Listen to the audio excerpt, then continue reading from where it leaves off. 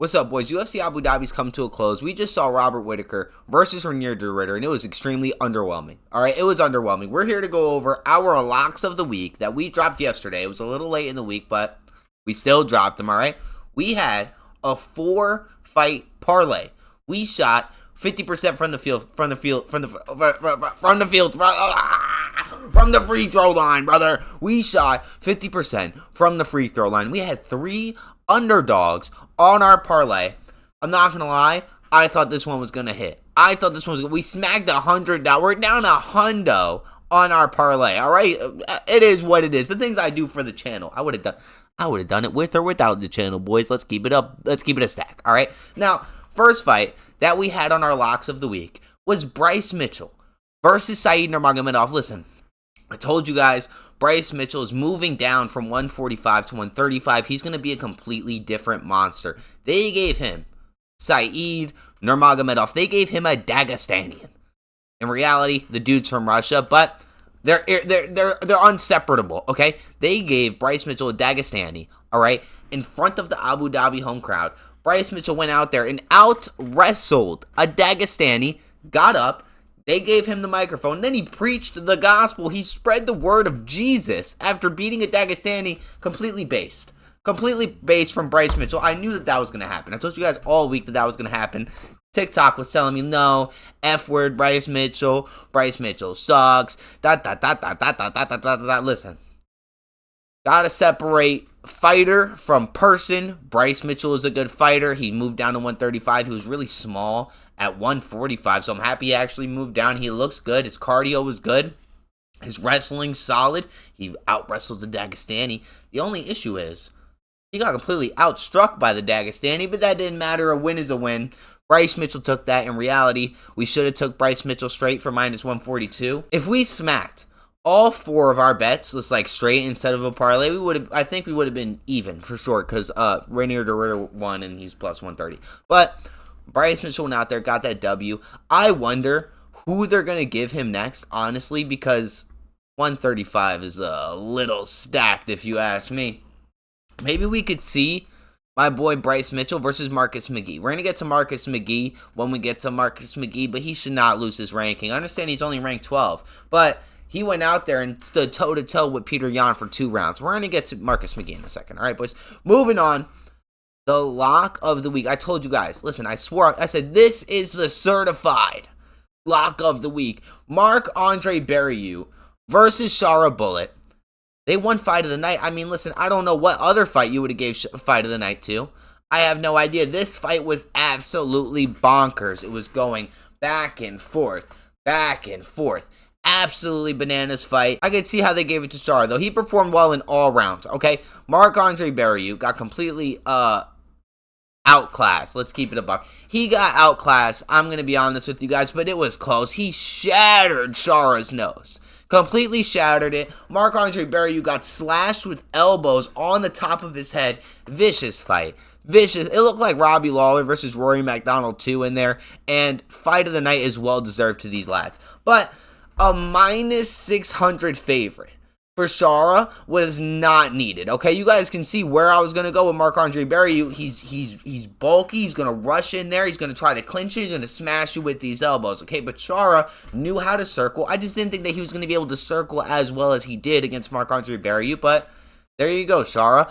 Sucks we can't see Shara fight in America. He's never fought in America, I don't think so, and I don't think he can because he only has one eye.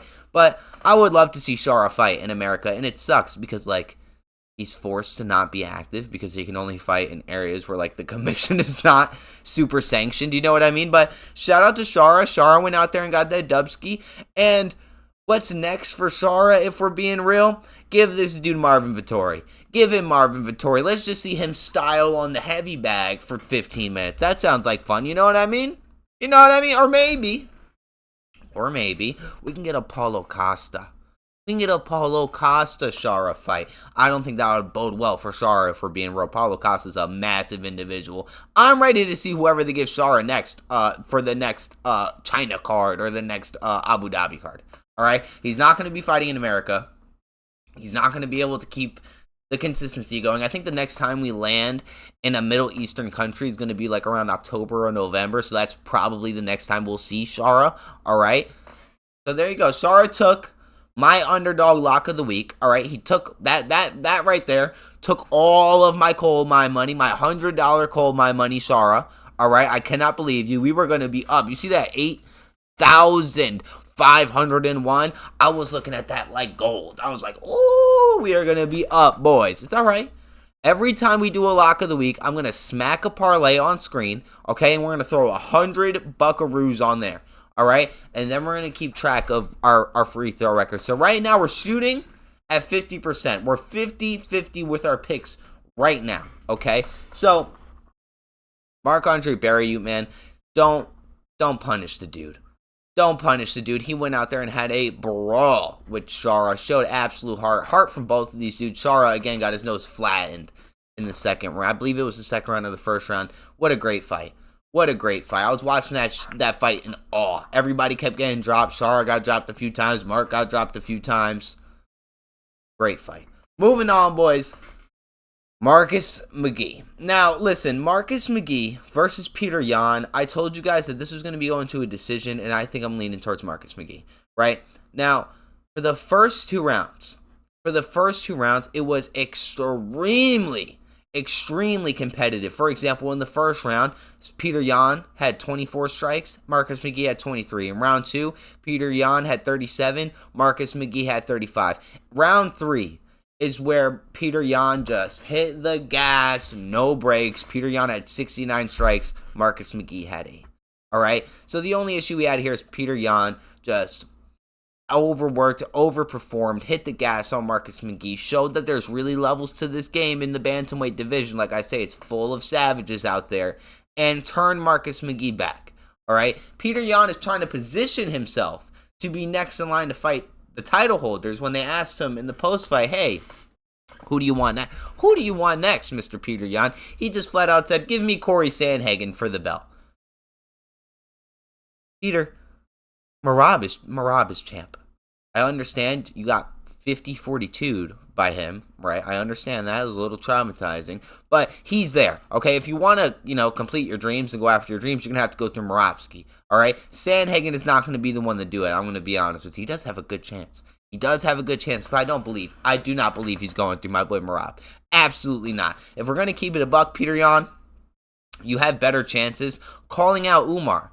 Why don't you call out Umar? Get a Dagestani name under your belt, okay? You saw what that did for Marab. That pushed Marab all the way up into stardom. All the way up. But Marcus McGee stood toe-to-toe with a dude who's been on top of the bantamweight division, who's been a bantamweight champion, okay? A previous bantamweight champion. He's been on top of the bantamweight division for ages, okay? And you stood toe-to-toe with him for 10 minutes. Now, that's an accomplishment. You can hang your head high. You can hang your head high for that, for sure, Marcus McGee. Shout out to you for that performance. Don't let that get you down. I was going to say you're still young, brother, but you're not. You're not. You're a little old, but that's all right, bro. That's something you can tell your kids about. Yo, I fought Peter Yan to a decision, and I stood toe-to-toe with him. I just got a little outgassed at the last round. All right?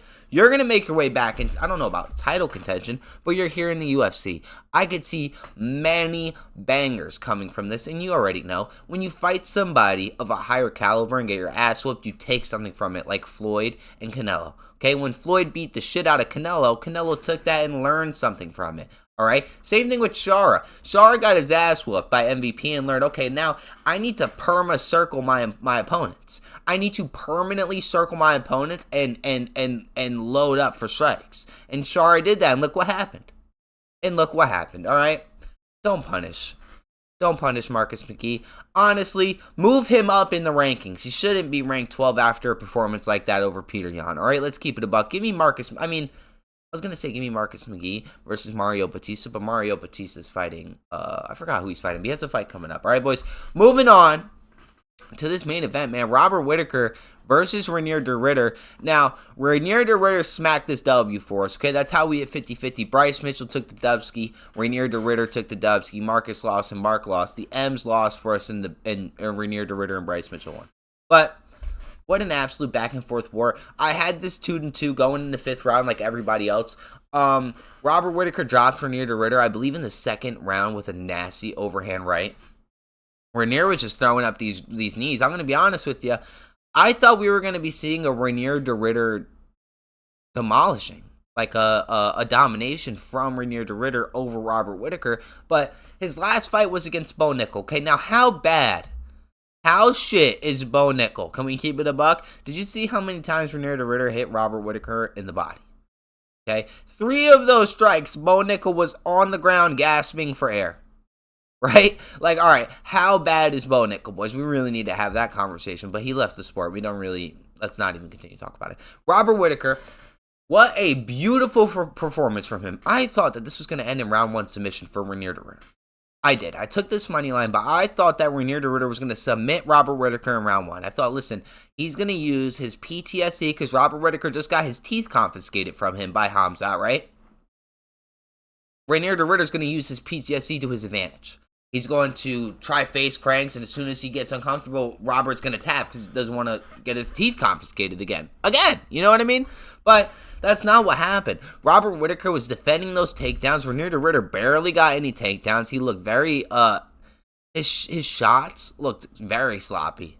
Very sloppy. Him and DDP are basically head-to-head in the most weird, flamboyant, odd fighting style I've ever seen in life. All right, they're head-to-head. Anyways, after the judges hand Rainier de Ritter this split decision, I didn't think it was a robbery. I had Rainier de Ritter winning that 5th round. If I'm going to be honest with you, he did a little bit more. All right, now, after they hand Rainier de Ritter the mic, they say, what's next? What's next for you, bro? He says, either Hamzat or DDP. Now, before this performance, if he went out there and submitted Robert Whittaker quicker than Hamzat did, I would have been like, give him the winner. Give Rainier de Ritter the winner. Give Rainier de Ritter the winner. That is a tongue twister, okay? Give RDR the winner immediately. But he went out there and went tooth and nail with Robert Whittaker. That's nothing to be ashamed of, but DDP and Hamzat both finished Whittaker extremely early in the fight. Can we talk about that? You know what I mean? So I don't think RDR, you stand a single chance against my boy Robert Whittaker. I mean, against Hamzat or DDP. I know you've trained with both of them, but I don't think in a real combat situation where the belt is on line, you could really let some fists fly, that you're going to do anything. I don't. All right? Now, boys, that was our locks of the week. We shot from 50%. This card was pretty solid. I love that it was in the morning. All right, I get to enjoy my night now. I'm thinking about making a power slap video. Okay, I've been watching a little bit of power slap. We're gonna see that drop later, hopefully tomorrow morning on the channel. But what a solid fight card on the whole day. It ended at around 6 o'clock, 6:15. Beautiful, absolutely beautiful. I got to eat dinner after the fight card. Watch the post-fight press conference while I'm eating. What an amazing experience! Can we please have this experience more often, where it's like streamlined to actual like working adults, you know, like not like, you know, people stay up to like 3 o'clock in the morning every single Saturday, like, you know what I mean? You know what I'm saying? But solid fight card, boys. I would give this a good 7 out of 10. You know, there's always improvements that could be done. Shout out to Bogdan Gustav. He didn't really get the like notice, you know what I mean, the admiration that he should have. All right, I'm just trying to think if anything else that we're missing to wrap up on. All right, yes we are. Muhammad Yahya, just really quickly, Muhammad Yahya got his eye completely bubbled up by Stephen Nugent. Now, Muhammad Yahya got dropped 6 times in a single round. Do you know how many times John Jones has dropped opponents in his whole career? John Jones has a career stat of 6 knockdowns. So Stephen Nugent is somebody to look out for. Keep an eye on Stephen Nugent. That is a featherweight prospect that we're going to be keeping an eye on over here at the Erok Super Goblin channel. All right, boys. Now, I'm getting ready for this weekend's card, which is going to be headlined by, hold on, one quick click away, is going to be headlined by Albizi versus Tatsuro Taira. Amir Albizi versus Tatsuro Taira. What a solid main event, boys. We're going to get into that when we get into that, probably around Wednesday. All right, I'm going to drop my locks of the week when we get there. Got to do some research, but this is like a pretty solid card. Nick Klein's on here. Nathan Fletcher's on here. Kevin Vallejos. Oh, Kevin Vallejos. Neil Magny's on here. Neil Magny just spawning on cards. Chris Duncan's on here. I thought they cut Chris Duncan for whatever reason. But what a solid card, boys. I'm going to see you guys in a little bit. I hope you guys have a good weekend. Make sure you like, comment, and subscribe if you made it this far, boys. I really appreciate it. Like, seriously, make sure you follow me on social medias. You know what I mean? I make music and things like that. If you never knew, just check the description. Read the description, boys. All right? I'll see you guys in a little bit. If you made it this far, I'm drinking this Mountain Dew called Summer Freeze. Absolutely banger. If you can go out and try that, if you can go out and try this, you will not regret it. Okay, some of the best Mountain Dew I think I've ever had in life. All right, boys? See you guys in a little bit. And like, comment, subscribe. All right, boys? Peace out.